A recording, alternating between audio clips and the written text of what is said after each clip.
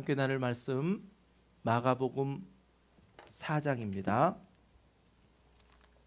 마가복음 4장 35절부터 41절까지의 말씀을 우리가 함께 읽겠습니다.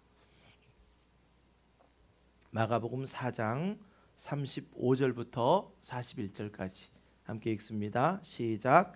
그날 저물 때에 제자들에게 이르시되 우리가 저편으로 건너가자 하시니 그들이 무리를 떠나 예수를 배에 계신 그대로 모시고 가매 다른 배들도 함께 가더니 큰 광풍이 일어나며 물결이 배에 부딪혀 들어와 배에 가득하게 되었더라.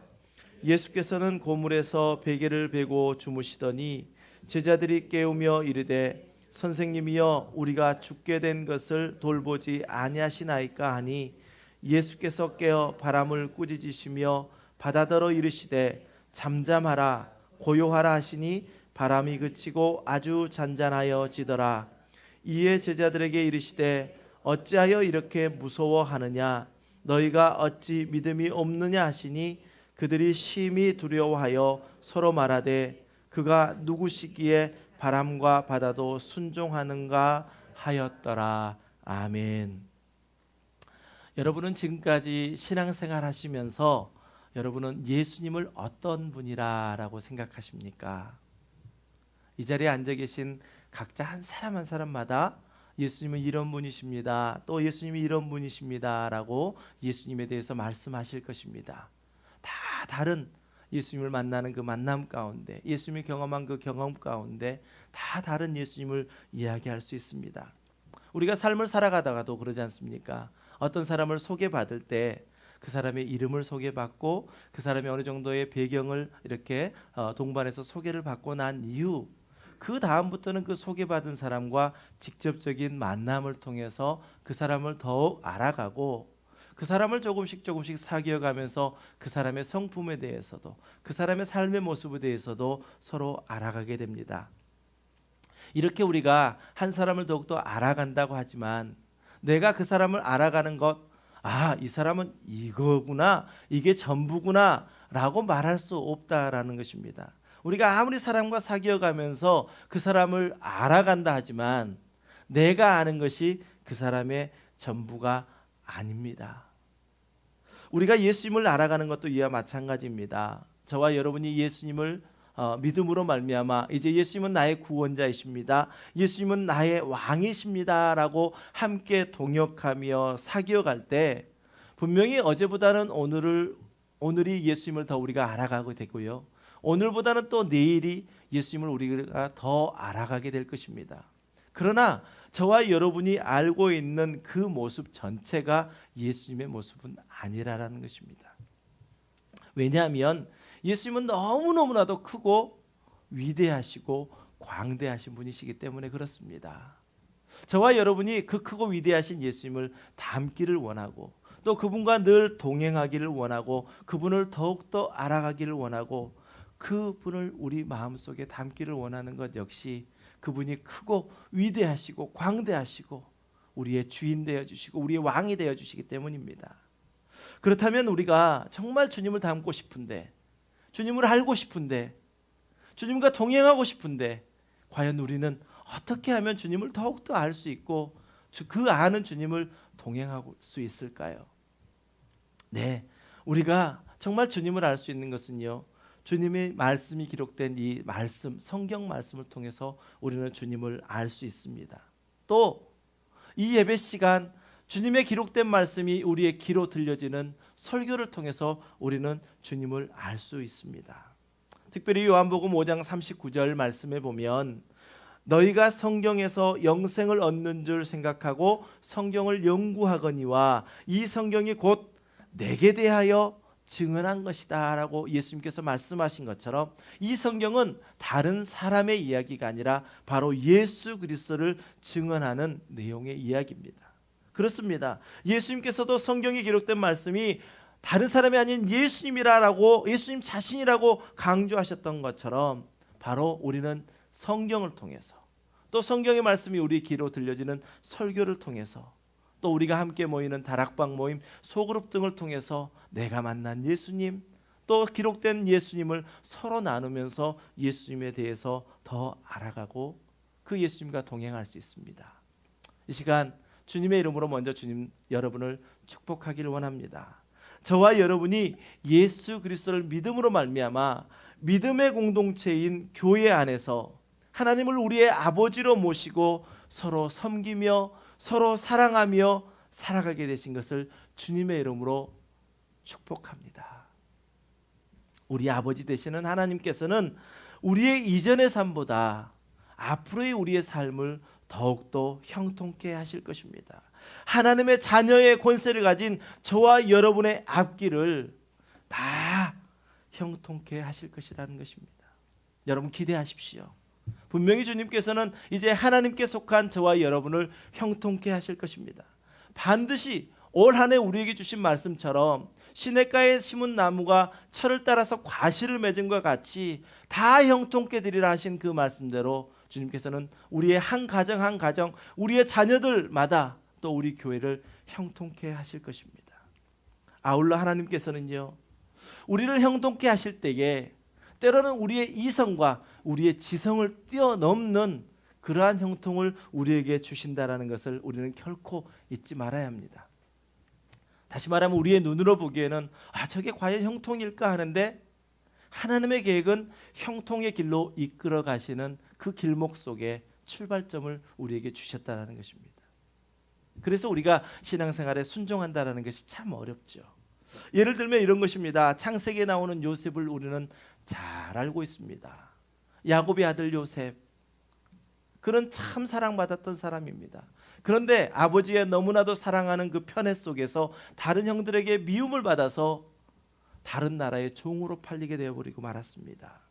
너무너무 사랑받았던 그 요셉이 종이 되었는데 얼마나 불쌍합니까? 그런데 성경은 이 상황을 놓고 형통이라라고 이야기하고 있다는 것입니다. 우리 창세기 39장 1절과 2절 말씀을 함께 읽겠습니다. 시작. 요셉이 이끌려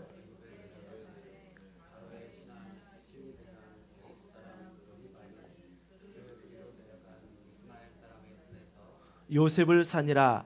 여호와께서 요셉과 함께 하심으로 그가 형통한 자가 되어 그의 주인 애굽 사람의 집에 있으니. 아멘.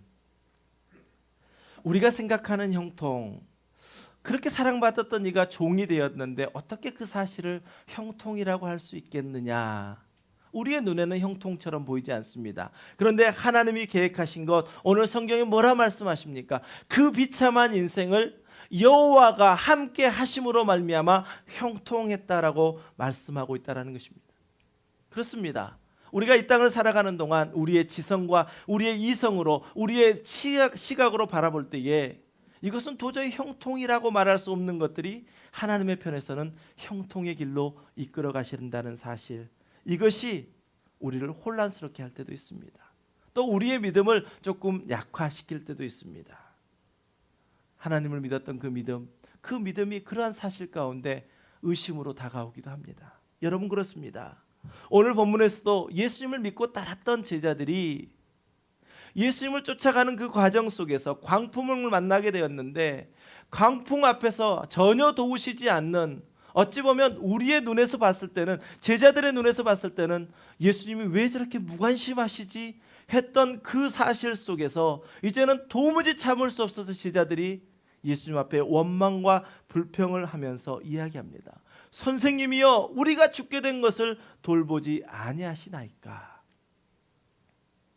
우리의 시각과 또 제자들이 보는 시각과 주님의 시각은 전혀 달랐다라는 것입니다. 여러분, 오늘 우리가 읽었던 본문의 배경은 이렇습니다. 35절에 특별히 그날이라고 이야기한 것, 우리가 2주 전까지 살펴보았던 것처럼 갈릴리 바닷가에서 배에 앉으셔서 많은 회중들 앞에서 주님께서는 씨 뿌리는 자의 비유를 통해서 또 스스로 자라나는 씨의 비유를 통해서 천국을 말씀해 주셨습니다. 하루 종일 바쁜 일정을 보내셨던 것이 바로 그날 예수님의 사역이었습니다. 그리고 이제 밤이 저물어질 무렵에 예수님께서는 제자들과 함께 이제 다음 사역지인 거라사 지방으로 떠나게 되신 것입니다. 이 항해 가운데는 예수님이 함께 계셨을 뿐만 아니라 예수님의 말씀에 감동을 받았던 사람들이 다른 배를 타고 예수님과 함께 그 길을 향하고 있었습니다. 생각해 보십시오. 예수님의 배를 앞세워서 주변에 많은 배들이 함께 따라가는 그 광경을요. 그 항해는 정말 평탄한 것 같았습니다. 그런데 배가 갑자기 광풍을 만나게 된 것입니다. 배들은 광풍으로 인하여 그 배에 물이 차고 넘치기 시작했고, 이제 배에 있는 사람들은 자신들 앞에 드리워지는 그 죽음의 그림자 앞에서 도무지 예수님을 의지하고 예수님은 왜 저렇게만 계시는가 라고 생각할 수 있는 그러한 불만의 상황까지 이루게 된 것입니다. 이 난리통에서 주님은 배의 끝자락 고물에서 배기를 메고 주무시고 계셨습니다. 예수님은 제자들은 예수님을 처음부터 깨울 생각이 없었습니다.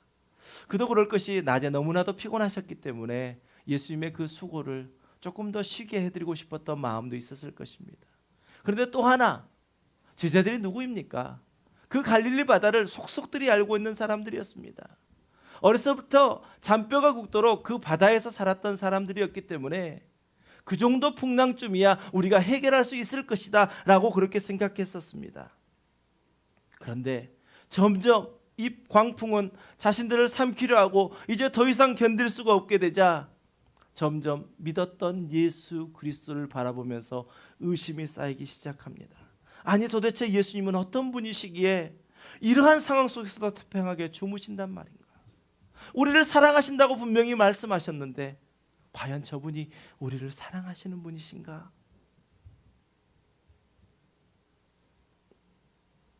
이 일로 인해서 그동안 예수님께 쌓아왔던 믿음들이 점점 사그라지고 있었습니다. 참다 못한 제자들이 이야기한 게 바로 선생님이여 우리가 죽게 된 것을 왜 돌보지 않으십니까? 제자들의 얼마나 가시가 돋친 말입니까? 예수님께서는 곧 깨어 일어나셔서 바람을 꾸짖으시며 바다를 향하여 명령하십니다. 잠잠하라 고요하라. 그랬더니 얼마 전까지 심하게 일어났던 그 광풍이 이내 곧 잔잔해졌습니다. 예수님의 믿음이 점점 사그라졌던 이 제자들이 이 광경을 보면서 과연 이분이 어떤 분이시기에 바다도 이분의 말을 듣는가라고 하면서 다시 주님 앞에 심히 두려운 마음으로, 무서웠던 마음이 아닙니다. 경외하는 마음으로 주님을 바라봤다라는 것이 오늘 전체의 이야기입니다. 여러분, 제가 처음 서두에 여러분은 예수님을 어떤 분이라 생각하십니까? 라는 그 질문 생각나시죠? 예수님께서는 제자들과 함께 있는 이 순간에 제자들에게 나는 어떤 사람이다, 예수님은 누구신가 라는 것을 분명하게 가르쳐주고 싶으셨습니다. 여러분이 아는 예수님은 누구십니까? 예수님은 이 땅에 우리의 모든 죄를 대신 대속하시기 위해 이 땅에 오신 참 인간이셨습니다. 뿐만 아니라 오늘 이 본문의 말씀처럼 바다도 명령하면 그 바다가 잔잔해지는 온 우주 만물을 통치하시는 참 하나님이셨습니다. 오늘 예수님께서는 제자들에게 나는 이 모든 만물을 다스리는 참 하나님이다라는 것을 제자들에게 알려주고 싶었던 것입니다. 여러분은 예수님을 얼마만큼 알고 계십니까? 혹시 여러분도 오늘 제자들처럼 예수님이 이 땅에 나를 대속하러 오신 예수님은 십자가 지시는 그 참 인간만 알고 계시고, 혹시 온 우주 만물을 다스리시는 분이신 줄은 우리는 혹시 알지 못하고 계시지는 않습니까? 예수님께서는요, 예수님을 우리가 잘 알기로 원하십니다. 그래서 예수님께서는 우리를 훈련시키십니다. 성경을 통해서 예수님과 제자들이 함께했던 그 공생애를 볼 때 우리는 꼭 기억하고 보아야 할 것이 있습니다. 무엇이냐면 예수님의 공생애 기간은 정해진 시간이라는 것입니다. 그리고 예수님께서는 이 땅의 공생애, 즉 하나님께서 택하신 모든 사람들의 죄를 지고 십자가에 죽으시고 부활하시고 승천하신 후 하나님의 우편 보좌에 앉아 계시다가 하나님의 때가 되면 우리를 데리러 오실 거라는 전체적인 그림을 우리는 보아야 합니다. 그렇다면 여러분, 예수님의 공생의 3년, 즉 제자들과 함께했던 시간은 어떤 시간이었을까요? 저는 그 시간은 바로 제자들을 훈련시키는 시간이었다라고 생각합니다. 생각해 보십시오. 예수님께서 이 땅에 오셔서 하셨던 일은 무엇입니까? 마태복음 4장 23절 말씀에 보면 가르치셨습니다. 이 땅에 오셔서 가르치셨습니다. 그리고 천국 복음을 전파하셨습니다. 그리고 병든 자, 약한 자들을 고쳐주시는 일을 하셨습니다. 그리고 이 일들을 이제 제자들에게 가르쳐 예수님께서는 곧 하나님의 우편에 앉아 계시러 가시는 그 순간 이제 이 일들을 감당해야 되는 것은 바로 제자들이었습니다. 그렇기에 예수님께서는 공생의 그 3년의 기간 동안 제자들에게 훈련을 해야만 했었습니다. 이 일들이 사도행전에 잘 나타나지 않습니까? 부활하신 예수님께서 40일 동안 제자들에게 나타나셔서 내가 말한 대로 나는 다시 부활했다. 너희들과 함께 할 것이다. 이제 내가 아버지께로 가면 너희들에게 성령을 보내줄 것인데 그 성령이 너희에게 함께 있음이 더욱더 유익할 것이다. 나는 지금 떠나가지만 내가 아버지 집에 거할 것을 거처를 구하고 너희들을 다시 데리러 오겠다라고 말씀하셨습니다. 그리고 성령을 받은 제자들 베드로 어떻게 변했습니까? 그가 한 번 설교했을 때 3,000명, 5,000명, 7,000명이 돌아오는 그 놀라운 역사가 있었습니다. 예수님과 제자들이 함께했던 그 공생의 그 시간은 예수님께서 제자를 훈련하시는 시간이었습니다. 그렇습니다. 이 땅을 사는 저와 여러분도 예수님의 제자들입니다. 그렇다면 우리에게도 이 제자들이 겪었던 이 광풍과 같은 이 훈련이 저와 여러분에게도 필요하다는 것입니다. 왜냐하면 예수님께서 이 땅에 오셔서 십자가를 지시고 죽으셨지만 이제 예수 그리스도께서 남겨놓으신 그 십자가의 고난이 바로 이 시대를 살아가는 저와 여러분이 감당해야 될 사명이기 때문에 그렇습니다. 우리 마태복음 28장 19절과 20절 말씀을 우리 함께 읽습니다. 시작. 그러므로 너희는 가서 모든 민족을 제자로 삼아 아버지와 아들과 성령의 이름으로 세례를 베풀고 내가 너희에게 분부한 모든 것을 가르쳐 지키게 하라. 볼지어다 내가 세상 끝날까지 너희와 항상 함께 있으리라 하시니라. 아멘. 예수님께서 부활하시고 승천하시기 전에 남은 이 땅에 남아있는 제자들에게 말씀하셨던 지상 대명령입니다. Great Commission이라고 하는 이 말씀입니다. 예수님께서는 이 땅에 남겨진 제자들과 저와 여러분이 이 사명을 잘 감당해내기를 원하십니다. 그런데 예수님의 제자들의 상황을 보십시오. 아직도 예수 그리스도를 믿는 믿음이 부족한 상태에 있습니다. 40절 말씀 보십시오. 예수님께서 바다를 잠잠케 하시고 제자들을 책망하시면서 너희가 어찌 믿음이 없느냐라고 책망하고 있습니다. 그런데 다른 사본에 보니까 다른 번역본을 보니까 거기에 제가 가로로 쳐 있는 말씀 너희가 어찌 아직도 믿음이 없느냐라고 주님은 책망하고 있는 것을 보면 예수님께서는 제자들에게 예수님이 자연 만물, 우주 만물을 다스리시는 통치하시는 분이시라는 것을 가르치시기 위해서 이 광풍을 일어나게 하셨던 것입니다. 제자들은 예수님이 어떤 분이신지를 잘 몰랐습니다. 여러분, 우리는 오늘 제자들의 모습 속에서 우리들의 모습을 발견해야 합니다. 저와 여러분이 이 땅을 살아가는 제자들이기 때문에 오늘 이 제자들의 모습 속에서 과연 우리는 이러한 광풍 속에서 훈련하시는 주님과 나는 훈련을 받고 있는 것인가? 내가 이 땅에 사명자로 살아가는데 이 훈련이 나는 얼마나 나에게 있었는가? 또 나는 그 훈련들을 잘 감당했는가라는 것을 우리는 다시 한번 생각해 보아야 할 것입니다. 여러분, 오늘 제자들은요, 그 광풍 앞에서 사투를 벌리고 있는 그 상황 속에 태평하게 주무시고 계시는 그 예수님을 바라보며 원망했습니다. 여러분, 우리도 이러한 상황은 충분히 만날 수 있습니다. 우리의 눈에서 볼 때는 그건 분명히 주님의 무관심이었습니다. 주님 왜 그리 무관심하십니까? 나는 지금 이렇게 힘들어 죽겠는데 주님 지금 나를 좀 도와주십시오. 그러나 주님은 배에 베개를 베고 주무시고 계십니다. 저도 결혼을 하고 아이를 낳고 아이를 양육하다 보니까 아마 우리가 동일하게 겪는 부분일 것입니다.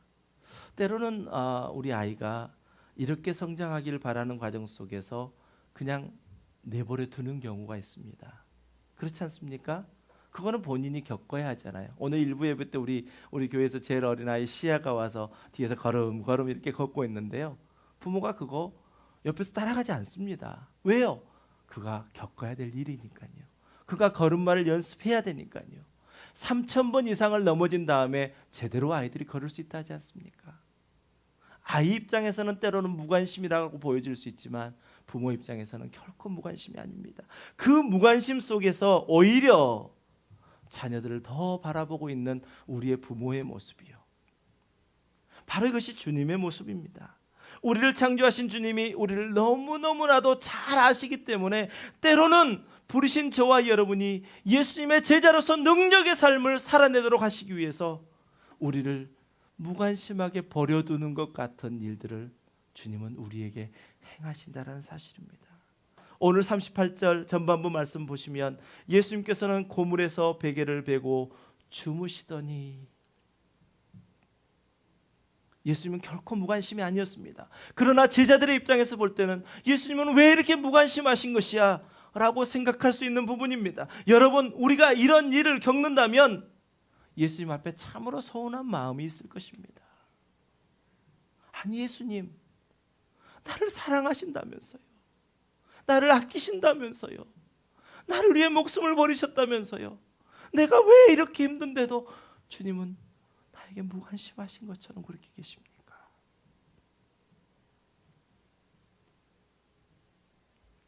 예수님께서는 저와 여러분 한 사람이 주님의 이름으로, 주님을 믿는 자로, 이 땅의 사명자로 잘 성장하기를 원하십니다.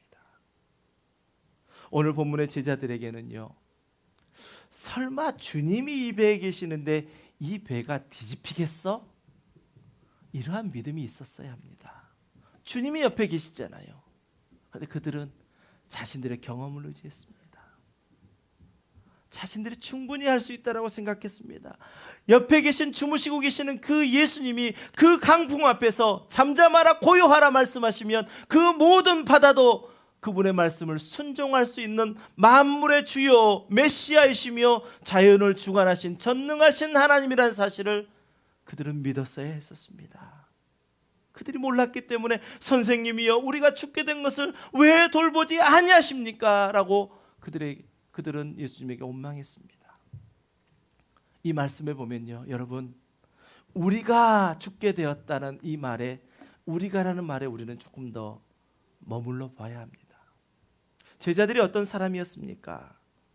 제자들은 예수님께서 나를 따르라 했을 때 자신의 모든 생업을 다 버리고 예수님을 따랐던 사람들입니다. 그래서 지금 이 제자들은 예수님께 뭐라 말씀하고 있는 것입니까? 예수님, 우리는 예수님의 사도들입니다. 예수님, 내가 예수님을 사랑했기 때문에 나의 모든 것을 버리고 지금 예수님을 따르고 있습니다. 그런 우리를 왜 주님은 돌보시지 않으십니까? 혹시 세리나 죄인들이 이 광풍 속에서 빠져 죽는다면 저 이해하겠습니다. 그런데 우리가요, 여러분, 우리 속에 이런 마음이 있습니다. 주님을 위해 나 이거 잘라버렸습니다. 이거 거절했습니다. 근데 주님, 왜 이런 상황에서 나를 돌보지 않으십니까? 특히 목사님들에게 이러한 원망과 불평은 더 많을 것 같습니다. 왜냐하면 풀타임으로 모든 것을 다 버리고 주님 앞에 헌신하고 있는 과정 속에서, 어려움 속에서 주님이 참 무관심한 것처럼 보일 때가 많이 있기 때문에요. 주님, 나를 부르실 때는 언제고 지금 왜 나를 이렇게 외톨이처럼 놔두십니까? 주님이 하시면 하실 수 있는 일인데 왜 안 하십니까? 하지만 주님은 주님의 때에 주님의 방법으로 그 일들을 해가십니다. 여러분, 우리를 부르신 예수님께서 우리를 이 강풍 가운데 내버려 두시는 것처럼 생각할 수 있지만 결코 그렇지 않습니다. 저와 여러분을 사랑하시는 예수님께서는 말씀하십니다. 그래, 예수님 믿고 따르기로 한 것 참 잘한 일이다. 그런데 너희들이 그 따르는 것만으로는 하나님의 나라의 일들을 감당할 수 없기에 이제는 예수 그리스도를 통하여 훈련하고 또 예수님께서 보내신 그 성령으로 충만함으로 말미암아 너희가 권능을 받고 예루살렘과 온 유대와 사마리아와 땅끝까지 이르러 내 증인이 되어야 될 거 아니겠느냐. 주님의 간절한 부르짖음이, 주님의 간절한 외침이 있습니다. 이제 저와 여러분은요, 주님을 믿는 믿음이 우리 가운데 있기에 오늘 이 제자들처럼 선생님이여 우리가 죽게 된 것을 돌보지 아니하시나이까 라는 이 항변 대신 이는 여호와이시니 선하신 대로 하실 것이니라 하니라 라는 이 말씀이, 이 고백이 저와 여러분의 고백이 되어야 될 줄 믿습니다. 선하신 주님께서는요, 결코 우리에게 잘못된 거, 부족한 거, 그런 것 주시지 않습니다. 우리에게 참 좋은 것으로 주시기 위하여 선하신 그분의 뜻대로 우리를 훈련해 가고 계시는 것입니다. 이 땅에 오신 예수님께서 우리를 보실 때에 결코 현재 우리를 보지 않습니다. 그 사람 속에 들어가 있는 그 복음의 씨로 말미암아 그가 그 싹이 나고 이제 이삭을 맺고 열매를 맺는 그 광경을 바라보시면서 주님은 우리에게 기대하십니다. 그렇기 때문에 주님의 백성된 그 자녀들을 때로는 책망하시며 징계하십니다. 요한계시록 3장 19절 말씀, 무릇 내가 사랑하는 자를 책망하여 징계하노니 그러므로 내가 열심을 내라, 회개하라, 분명히 말씀하십니다. 우리는 때로 하나님의 자녀이기 때문에 만나야 할 광풍들이 있습니다. 하나님의 자녀가 아니라면 결코 우리가 광풍 가운데 있을 이유가 없지만 오늘 본문에서 만난 이 제자들처럼 하나님의 제자로서, 하나님의 사도로서 그 일들을 감당해야 됐기 때문에 예수님께서 허용하시는 그 광풍 속에서 예수님이 온 우주 만물을 다스리시는 분이신 줄을 이 사건을 통해서 알아야 했었습니다. 그 광풍 속에 주님은 우리와 함께 하십니다. 내가 세상 끝날까지 너희와 항상 함께 있으리라라고 말씀하셨던 그 주님이 내가 너무나도 힘든, 너무나도 아픈 그 광풍 속에서 헤매며 주님 어찌된 일입니까? 나는 주님의 제자 아닙니까? 라고 외치는 그 순간에도 주님은 우리와 함께 하시면서 늘 우리와 동행해 주십니다. 39절 말씀 보십시오. 예수께서 깨어 바람을 꾸짖으시며 바다더러 이르시되 잠잠하라 고요하라 하시니 바람이 그치고 아주 잔잔하여지더라. 아멘. 여러분, 제자들이 광풍과 사투를 벌이고 있을 그때에 주님은 그들과 함께 하셨습니다. 그 주님은 이 땅을 사는 저와 여러분이 광풍과 같은 그 어려움을 만난 그 순간에도 우리를 떠나지 않고 함께 하십니다. 우리가 그 광풍 속에서도 결코 잊지 말아야 할 것은 무엇입니까?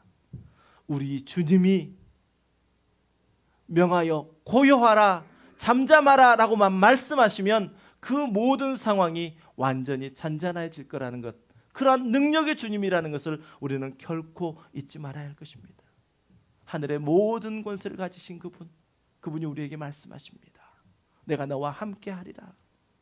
내가 영원토록 너희와 함께 있을지어다 말씀하십니다. 예수님께서는 제자들이 이런 능력의 주님을 알고 이제 경외함으로 말미암아 앞으로 감당해야 될 예수님의 남은 십자가의 그 고난을 감당하기를 원하십니다. 이 예수님은 저와 여러분에게도 마찬가지로 우리에게 요구하십니다. 참 잘했다. 주님을 믿게 되어 이제 믿음의 공동체 안에 거하게 된 건 너무너무 잘한 일이다. 이제 너희 함께 훈련하며 또 주의 성령을 늘 날마다 충만하게 채우면서 이제 맡기신 그 예수 그리스도의 십자가의 고난을 짊어지고 갈 수 있는 정말 주님의 자녀들이 되어라라고 말씀하십니다. 여러분 축복합니다. 여러분 우리 모두 가운데 정말 주님이 주신 그 놀라운 능력으로 말미암아 우리가 주님과 함께 훈련하고 우리를 훈련시키시는 그 예수님을 따라감으로 말미암아 어제보다는 오늘이 더 나은, 오늘보다는 내일이 더 나은 믿음의 사람이 되어서 주님의 일들을 잘 감당하게 되시기를 주님의 이름으로 간절히 축원합니다. 우리 41절 말씀을 함께 읽습니다. 시작. 그들이 심히 두려워하여 서로 말하되 그가 누구이기에 바람과 바다도 순종하는가 하였더라. 아멘. 때로는 내가 믿었던 그 예수, 나를 사랑하셨던, 나도 사랑했던 그 사랑의 관계 속에서 어떠한 광풍 속에서 점점 멀어질 때가 있습니다. 주님 과연 나를 사랑하시는 분 맞나?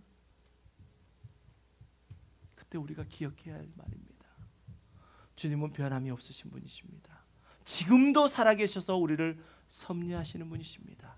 그분 앞에 심히 두려워하는 모습, 즉 주님을 경외하는 모습을 우리가 날마다 갖고 변함없는 그 주님 앞에, 우리를 훈련하시는 그 주님 앞에 우리가 날마다 놓여질 때 우리 안에 심겨진 그 복음의 씨가 날마다 자라남으로 이제 장성한 분량에까지 이르는 놀라운 주님의 사람들이 다 되어질 것입니다.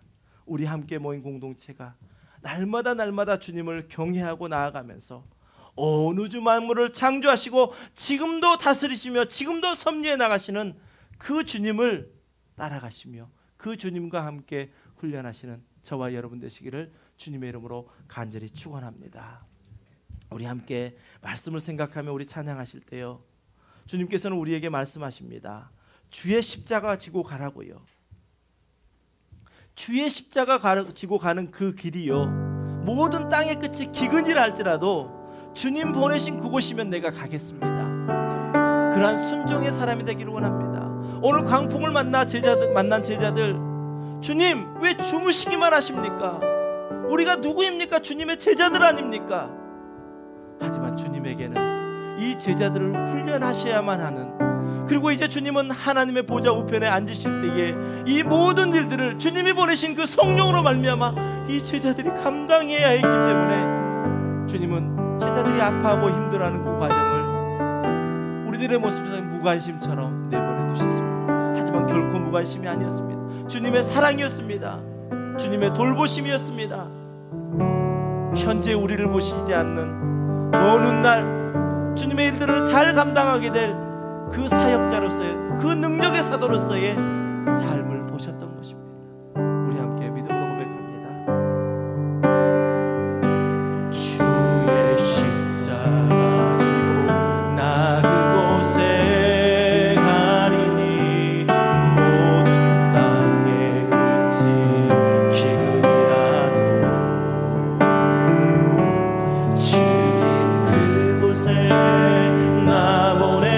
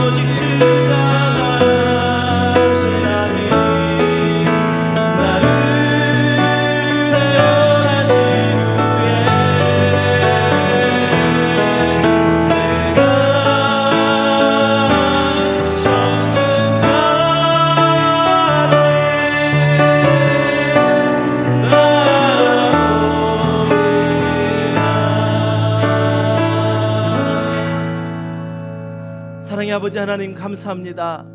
우리를 훈련하시는 예수님의 그 훈련에 우리도 동참하기를 원합니다. 나의 길은 오직 주님이 아십니다. 그 선하신 뜻대로 우리를 이끌어 가실 줄 압니다. 우리 함께하는 교회도 마찬가지입니다. 선하신 주님께서 선하심으로 역사하셔서 형통케 하실 줄 믿습니다. 이제는 교회의 머리 되신 우리 주 예수 그리스도의 은혜와 독생자 아들까지 아끼지 않으셨던 하나님 아버지의 극진하신 사랑과 성령님의 감화 감동 내주 교통하심의 역사가 끝까지 사랑하시는 예수님의 그 크신 사랑을 알고 남은 생에 우리에게 맡기신 십자가의 남은 고난을 치기 위하여 우리를 훈련하시는 그 주님의 훈련에 동참하며 이제는 그 훈련도 넉넉히 감당하겠다라고 결단하고 다짐하는 이 시간 함께 예배한 모든 성도님들의 머리 위에 이제부터 영원까지 함께 하시기를 간절히 축원하옵나이다. 아멘.